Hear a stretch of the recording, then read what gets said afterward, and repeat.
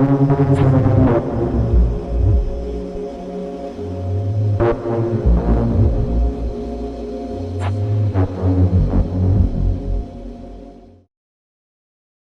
politiciens européens et les hauts fonctionnaires catholiques ont été soudoyés et rémunérés par George Soros, selon l'évêque du Vatican Athanasius Schneider, qui a avoué à un journal italien que la crise des migrants a été orchestrée dans le but de modifier radicalement l'identité chrétienne et nationale des peuples d'Europe. Monseigneur Schneider, un citoyen du Vatican, a fait la révélation lors d'un entretien avec le quotidien italien Il Giornale. Selon Schneider, le Vatican a été infiltré par des agents mondialistes et une campagne organisée est en cours pour changer radicalement la culture européenne. S'adressant au journal la semaine dernière, Monseigneur Schneider a déclaré « La crise des migrants représente un plan orchestré et préparé depuis longtemps par les puissances internationales pour modifier radicalement l'identité chrétienne et nationale des peuples d'Europe. » Selon l'évêque Schneider, les agents mondialistes sont déterminés à éradiquer le christianisme en Europe et en Occident. L'une de leurs principales tactiques consiste à inonder les pays européens de migrants afin de diluer la base chrétienne et de changer radicalement la culture et l'identité nationale.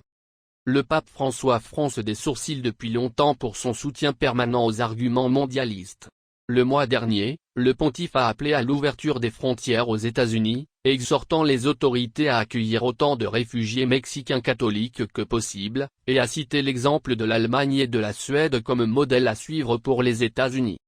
Chaque pays doit le faire avec la vertu du gouvernement, qui est la prudence, et accueillir autant de réfugiés qu'il le peut, autant qu'il peut intégrer, éduquer, offrir du travail, a déclaré le pape aux journalistes à bord de son avion papal après un voyage à Genève, en Suisse.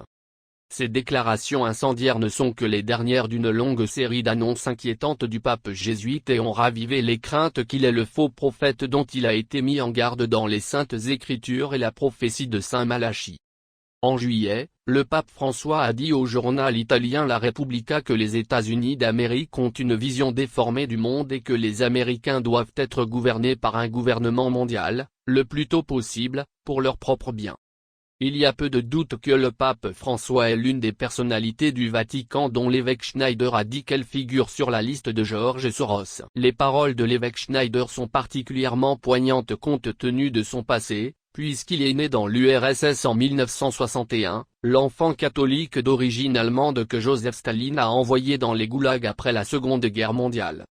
Rapport de Breitbart, les critiques formulées par l'évêque Schneider font écho aux préoccupations similaires exprimées par le Premier ministre hongrois Viktor Orban, qui s'est également battu pour conserver l'identité chrétienne de l'Europe ainsi que la souveraineté nationale de son pays. Orban a exhorté le milliardaire de gauche George Soros à en finir avec son projet d'inonder l'Europe avec des millions de migrants dans une tentative de détruire les frontières nationales, en disant que l'Union européenne suit les plans de migrants Soros avec ses quotas d'immigration forcée. Le Premier ministre hongrois a déclaré en 2017 que Soros et l'UE cherchent à faire venir chaque année 1 million de migrants pour créer une force d'immigration de l'UE afin de saper la souveraineté nationale des États membres.